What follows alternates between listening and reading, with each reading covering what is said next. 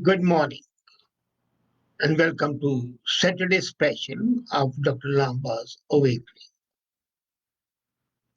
The moment we have been talking of Sikhs, the youngest religion in the world, just about 500 years old, but then they have made a mark. Think of Sikhs, and the mind conjures up a barrel of laughter, love, open hearted, or a burly, strong looking man with a chest full of medals. And if it's evening, a well stocked bar. I recall the old joke. Neil Armstrong lands on the moon expecting to be the first of the kind, but finds that the sixth taxi driver has beaten him and is already there waiting for him. And that has been the conjured picture of sex the world over. But the recent raging pandemic has brought forth a new thought, a new look about the sex. The pandemic has changed the popular image of the Sikhs, not only in India, but all over the world. And I have seen people from Croatia and Syria acknowledging the help the Sikhs gave them during their nightmare moments. And neither did the US hesitate to rename New York 101 as Punjab Avenue to honor the contribution of Sikhs to the city. The impressive contribution of Sikh organizations in fighting the pandemic has been described in the golden words all over. And from their work, another word has emerged in the dictionary of the people, Sewa. Now, Sewa as a word would mean service, but Sikh religion, Sewa means service, but much more. It has a multi-dimensional word. Subtle nuances mark this word. And amazingly, most of the Sikhs are also not aware of some of the nuances.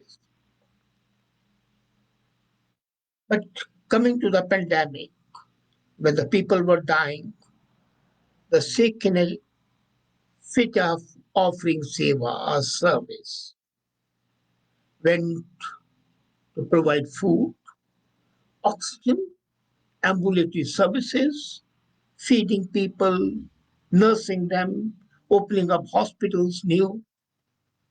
And when the relations were trembling to pick up the dead bodies, the Sikh volunteers were willingly, unhesitatingly coming forward. And this reminded me of Margaret Mead. She was asked, what's the first sign of civilization in a culture?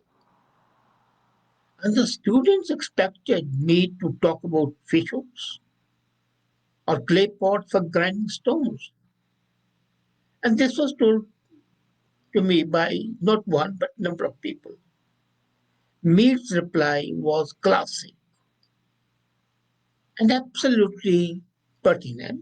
She said that the first sign of civilization in any ancient culture was a femur that had been broken and then healed.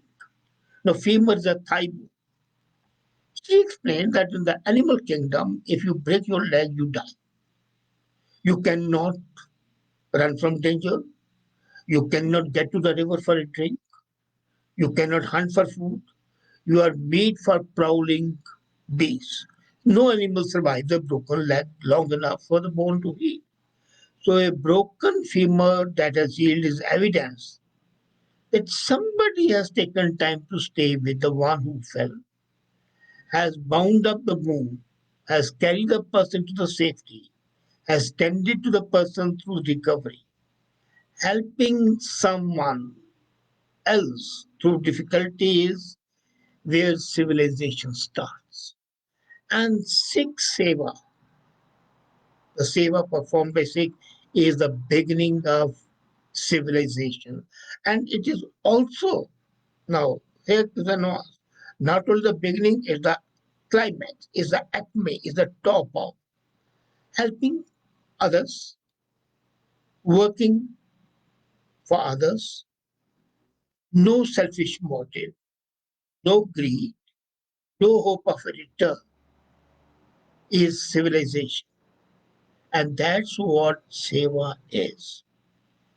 Now, it's accepted fact that we are at our best when we serve others. And that is civilized, and that is Seva. But there has to be a special reason for this. Why only Sikhs have done it? The answer lies in the religion. Of course, Sikhism, like every religion in the world, professes universal love, encourages altruism, promotes compassion. But it does something more, which no other religion denomination does. And that aspect is lodged in the Sikh mainframe. It is in Sikhism alone that service to the others is an important aspect of devotional practice of the people, for the laity, and especially for the laity, not the priestly class. Now, other religions have got ordained priests. This is another difference of Sikhism with other religions. Sikhism alone is the laity, is the worshippers, and not the granthis, not the priests who are themselves promoting the work. It's the everyday worshipper, not the ordained priest. And incidentally, there are no ordained priests who are the heroes in Sikhism. It is they uphold the fundamentalism of this religion and the essential work of serving others, that is Seva. Now, this begins right from the moment you enter into a temple. A person is there who puts away your shoes. And many times you see people not only taking care of shoes but even polishing them. It's done right at the temple gate. There's another person who is sweeping the temple floor. No hope of payment, nothing. Those who stand over hot fires and cooking in the kitchen, langa, the food. So the seva becomes a sort of a routine and accepted form. You go to a Gurdwara, the Sikh temple, and you sweep the floor, you wash things, you polish shoes. The meanest of the main work. You will not be doing the job in your home, but you are doing that in a Gurdwara. That's service. And this routinization of everyday acts is the prime Sikhism. This is the prime factor which fires everything. And Sikhs try to reach others even when there's no Gurdwara in sight. And that's why they were fighting, going to Syria to help people. They call that Kar Seva, our service in the house of God, because God is everywhere. That's Kar Seva. And it's not the great, the gifted, and the sages who serve ordinary people. It's the ordinary people serving ordinary people. There is no special premium reserved for serving the guru, the Molvi, the deacon, which is above serving everyday people.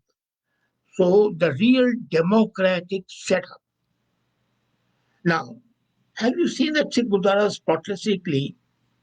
Langars run 24 by 7. You go to a Gurdwara, you have no place to stay, you can sleep there. You will be given the place to stay and food. This is because the devotees practice service as a routine. Now, service as a routine, I call it routinization. And Sikhs don't need a granthi, don't need a priest for that. The communion of the Sangha, the laity, does not just pray together, they serve together. And that is Sikh Seva. Now, Seva assumes from working for the ordinary people without recognition, without reward, and then part of the laity. And it's routinization. Now, it's not charity. Here I want to emphasize the difference. Charity is not a standalone attribute in Sikhism. Charity is in every religion, whether it's Christianity, Islam, Hinduism, name it. Which religion doesn't promote charity? But Seva is not charity. When Sikhs step out to help others, they are not doing it as an act of charity, but as an act of selfless service. So, this is the nuance. People often confuse charity with seva. Seva is by itself a function, but it is no aspect of charity at all. Because charity assumes you are at a higher level, you are a giver, and somebody else is a taker. Seva, you are at the same level, you are helping others because you see in others a reflection of yourself, and that is seva. Charity is not the mind when the people are doing seva. Service is something more immediate and has to be done at close quarter. Charity you can do in a long distance. You can do it online. You can do it remotely. But seva you have got to do yourself. And in Sikhism there is a word, thus know on the correct. The work done with your 10 fingers. So the dignity of labor is enshrined in the concept of seva. Charity and alms giving are something which have no connection with seva, whether it's zakat or the swan in Sikhism, the 10% you give, that is charity. But to perform seva trumps plain charity because when service begins at home, especially in the home of the God, then charity follows. Charity is not above that. Now, this is the unique aspect of Sikhism that makes Sikhs stand out in the times of trouble. It's not because Sikhs are brave, for some mysterious genetic reason that they jump into phrase and face dangers and virtues without a thought. They are brave people in every community, Marathas, Gorkhas, Rajputs, Scots. The list goes on and on. Sikh bravery is not bravery first, but the service first. And that is where the difference lies. A Sikh may be Rambo outside, but just the moment he is in a Gurdwara, you will find him the most humble, most selfless devotee. And even in the Gurdwara, the donation made by Sikhs before the Granth is not marked by grandstanding of the kind that the charity events normally are. The money slip unannounced, no fanfare into the collection box. So even charity is something which is not supposed to be advertised. Seva, of course, cannot be advertised. Might find a billionaire washing dirty utensils. You have eaten the food, you have left the utensils. They are marked. I've seen people driving down in the BMWs and Mercedes. At the moment they enter, one person goes and starts polishing the shoes of the people. The other is going and cleaning the utensils. The third is sweeping the floor. So that makes the act what I call a democratic act, an egalitarian act. Rich and the poor, they're at the same level.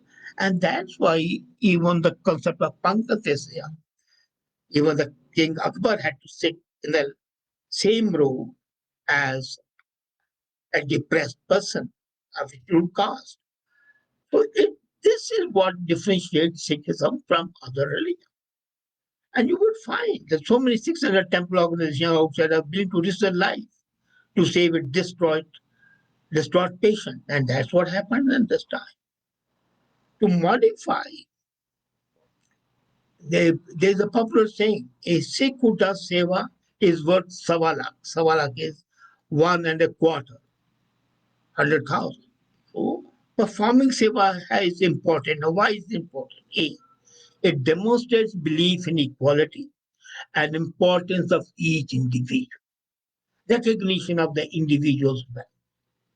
Secondly, shows humility. When you serve others, you show humility. And serving others shows that they do not believe the person who is serving is not no better than others. Thirdly, it helps Sikh become what they call Gurmukh. That means the face of the God. And this is because it helps them develop the virtues of truth and truthful living, compassion, passion, patience, contentment, humility, self control, love, wisdom, courage. Now, can you think of any other concept which has all these aspects? And then, as I said, their egotism is abolished. When you're doing a menial job, however wealthy and powerful you may be, and even the president of India, Dayal Singh, when he went to good, he was punished for his role for failing to work as president, and then was ordered to wash the utensils for 1 month. And so the anger, lust, greed, attachment to the material possessions, all that are inhibitory to the goodness. Now, if you look at Guru Granth, the concept of seva has been emphasized hugely. I, you see, the importance of selfless seva is highlighted in this verse. Seva kart hoye nehkami, kisko hot prapat swami. This is on page 286. That he who performs selfless service without thought or reward shall attain the Lord the Master. Nehkami is desireless, and that desireless is what is a duty to the God. Sukhoye seva kamavni. You will find peace by doing seva. This is at page 25. You cannot find in doing anything else.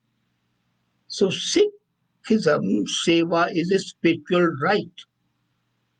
This is something, there's no thought that you can't do it. For example, in another place in Guru Granth on page 115, they say, Seva Surat Sabat Chit Lai. So center your awareness on Seva. The whole concept is on Seva. Kya Seva Bhaj Har Gurmat. Follow Seva, do the Seva, and what are you doing? You're following the Guru's teaching. So you don't have to pray and recite. You just perform Seva. It becomes a part of life. Now, what is there? I've seen some people, they use Seva either as a shield or as a sword. Now, this is amazing. This concept of Seva, loosely, selfless, voluntary service, is used by some people as a weapon. And that's not what it's meant to be. I saw a community volunteer doing something, and I asked why she had failed to do what her obligations were. And the response was, I do seva. I'm spending so many hours here. I could easily be doing something else. Now that sort of a pride, as if doing seva, she was obliging others, goes against the concept of seva. This is not a shield. Another person,